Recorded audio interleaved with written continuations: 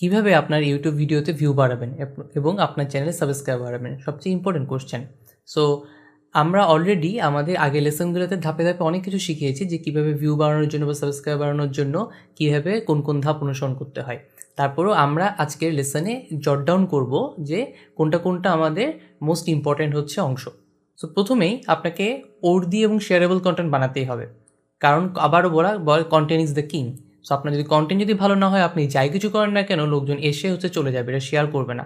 So আপনার কন্টেন্টটা অবশ্যই কোয়ালিটিফুল হতে হবে। সো সবার আগে কন্টেন্টের দিকে জোর দিবেন, এবং কন্টেন্ট যখন বানানো হয়ে গেছে এটা যেন সবাই সার্চ করে পায় বা সহজে যেন খুঁজে পায় সে ব্যবস্থা করতে হবে। তো সেটার জন্য কী করতে হবে, আমাদেরকে প্রপারলি মেটা ডাটা দিতে হবে, যে টাইটেল, ডেসক্রিপশন, ট্যাগ, হ্যাশট্যাগ এগুলো দিতে হবে। সো এগুলো যদি দেয়, আপনার ভিডিও কেউ সার্চ করলে সহজে পাবে। এরপরে যেটা বলা হয়েছিল আগে, যে এসইওটা মাথায় রাখা, ইউটিউবের এসইওর জন্য কী কী স্টেপস অলরেডি আমরা বলেছি। সো সেই কিওয়ার্ডগুলো রিসার্চ করা বা আপনার মেটা ডাটাতে সেই কিওয়ার্ডসগুলো অপটিমাইজ করে দেওয়া। সো এই জিনিসটা মাথায় যদি রাখেন, আপনার ভিডিওটা ইউটিউবে হোক বা গুগলে হোক সার্চ রেজাল্টে শুরুর দিকে আসতে পারে। এরপর আরেকটা ইম্পর্টেন্ট পয়েন্ট ছিল কাস্টম থাম্বনেল। সো কাস্টম থাম্বনেলটা বেসিক্যালি যে একটা ইউটিউব থেকে যেগুলো ভিডিও আপলোড করার পর যে অটোমেটিক থাম্বনেল আসে, সেটা না দিয়ে আপনার নিজের মতো করে একটা থাম্বনেল দেওয়া। স্টাডিতে এটা জানা গেছে যে 90% ভিডিও যেগুলো হাই পারফর্মিং ভিডিও, তার 90% কাস্টম থাম্বনেল ইউজ করে।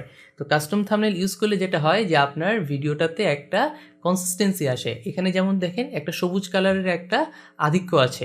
সো আপনার ভিজুয়াল কনসিস্টেন্সির জন্য এটা খুবই ইম্পর্টেন্ট। সো যেমন এই চ্যানেলটা মিনিট ফিজিক্সের এই চ্যানেলটা, এখানে যেমন অ্যানিমেশন এবং স্টপ মোশন দিয়ে আপনাকে ফিজিক্সে শেখানো হয়।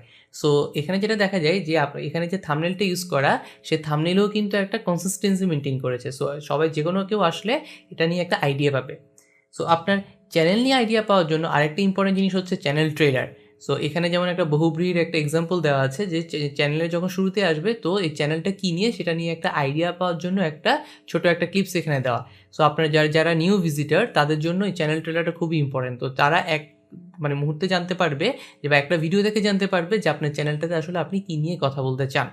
ওয়াটারমার্ক নিয়েও আমরা অলরেডি আগের লেসনগুলোতে ডিসকাস করেছি। ওয়াটারমার্ক বেসিক্যালি আপনার ভিডিওটার কোনায় এরকম একটা ছোট একটা ওয়াটারমার্ক দেওয়া যে সাবস্ক্রাইব করার জন্য। বেসিক্যালি এটা সাবস্ক্রাইব করার জন্য দেওয়া হয়, বা চাইলে আপনি অন্য কিছু দিতে পারেন, আপনার লোগো দিতে পারেন বা অন্য কোনো মেসেজ দিতে পারেন। তো এখানে যেহেতু খুব ছোটো করে কোনায় দেখাবে, এখানে আসলে খুব বেশি টেক্সটওয়ালা কিছু না দিলে ভালো।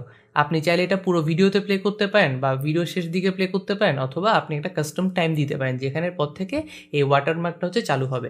সো এখানে আবার বলে রাখা, যেহেতু আপনার চ্যানেলে সাবস্ক্রাইবার বাড়ানোর উদ্দেশ্য, তো সাবস্ক্রাইবারদের জন্য আপনি এখানে ছোটো করে একটা সাবস্ক্রাইব নাও বা এরকম কোনো একটা ওয়াটারমার্ক দিয়ে রাখতে পারেন। এছাড়া আপনি আপনার ভিডিওতে কার্ড ইউজ করতে পারেন। তো কার্ডগুলোর মধ্যে আপনি ভিডিও, প্লেলিস্ট, চ্যানেল, লিঙ্ক বা পোল বিভিন্ন কিছু অ্যাড করতে পারেন।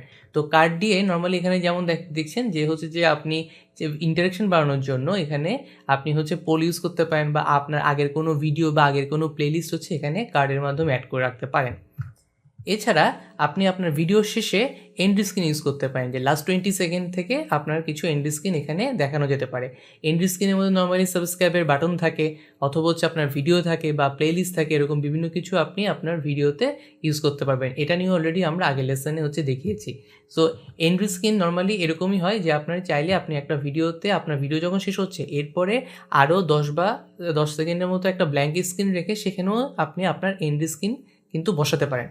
সো এভাবে আপনি এন্ড স্ক্রিনের মাধ্যমে আপনার আগের ভিডিওতে লোকজনকে আবার দেখানোর জন্য উদ্বুদ্ধ করতে পারেন, বা আপনার ওখানে সাবস্ক্রাইব করার জন্য আপনি তাদেরকে আবার একটা রিমাইন্ডার দিতে পারেন। এভাবে আপনার চ্যানেলে ভিউ বা সাবস্ক্রাইবার এভাবে বাড়তে পারে।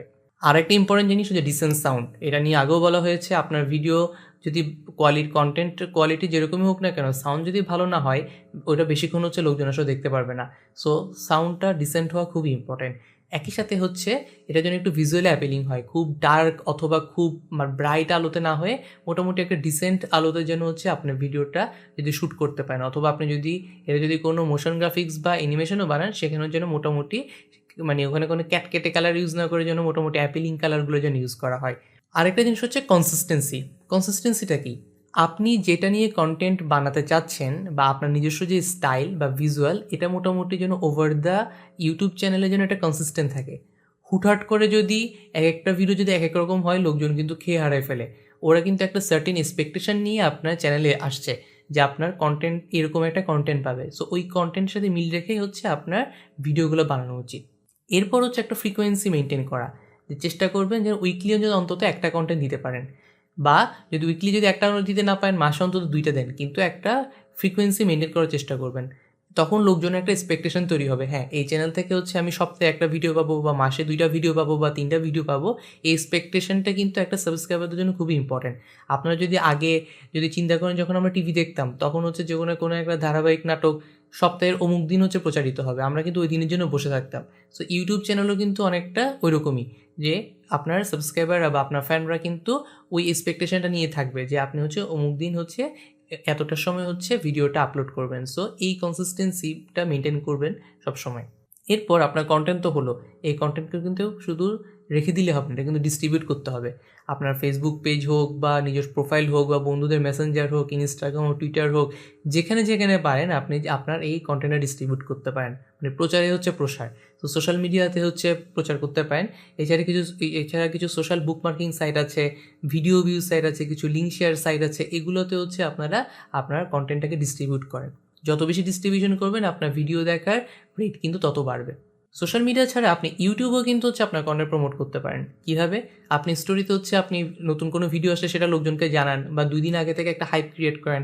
আপনার কমিউনিটি পোস্ট যেটা, সেখানে হচ্ছে একই রকম করে পোস্ট দিতে পারেন, কোনো বিহাইন্ড দ্য সিনের শর্ট দিতে পারেন। তো এইভাবে লোকজনের মধ্যে কিউরিসিটি বা হাইপটা বিল্ড আপ করেন। এরপর যখন আবার হচ্ছে ভিডিওটা আপলোড হয়ে গেল, তখনও কিন্তু আপনি চাইলে ফিডব্যাকটা জানতে পারেন যে লোকজনের কাছ থেকে ভিডিওটা কেমন লাগলো জানান। সো এইভাবে হচ্ছে আপনি তাদের থেকে যদি কিছু ফিডব্যাক পান, ওটাও কিন্তু আপনার এই কন্টেন্ট ডিস্ট্রিবিউশনে কিন্তু হেল্প করবে। এছাড়া আপনি হচ্ছে ভিডিও প্রিমিয়ার করতে পারেন। ভিডিও প্রিমিয়ারে যে ফিচারটা আমরা অলরেডি দেখিয়েছি, সেটা হচ্ছে ভিডিও যখন প্রিমিয়ার হচ্ছে তখন আপনি আপনার অডিয়েন্সের সাথে কিন্তু লাইভ চ্যাট করতে পারছেন। সেটাও কিন্তু একটা পজিটিভ একটা দিক। এছাড়া চাইলে আপনি যেটা করতে পারেন, আপনার ধরেন কথা আপনার ভিডিওটা 8 মিনিট বা 10 মিনিট লম্বা। আপনি চাইলে ওখান থেকে 1 মিনিট বা 2 মিনিট একটা ছোটো ক্লিপস নিয়ে সেটা হচ্ছে ফেসবুক, ইনস্টাগ্রাম বা অন্য কোনো জায়গায় হচ্ছে পোস্ট দেন, এবং ওখানে বলে দেন যে ফুল ভিডিও দেখার জন্য ইউটিউবে আসেন।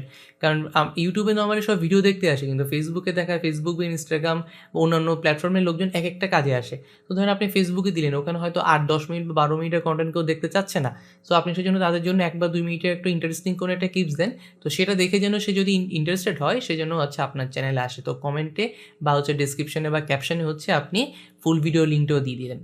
এরপর আপনি চাইলে আপনার ভিডিওটা বিভিন্ন জায়গায় এমবেড করতে পারেন। আপনার যদি কোনো ওয়েবসাইট থাকে, অথবা হচ্ছে ভিডিও লিঙ্কিং জন্য কোনো সাইট থাকে, ওইসব জায়গায় হচ্ছে আপনি আপনার ভিডিওটা এমবেড করে দেন। তো ইউটিউব থেকেও যদি না দেখে ওই ওয়েবসাইটেও যদি কেউ ঢুকে, সেখান থেকেও কিন্তু আপনার ভিডিওর ভিউটা বেশি হতে পারে।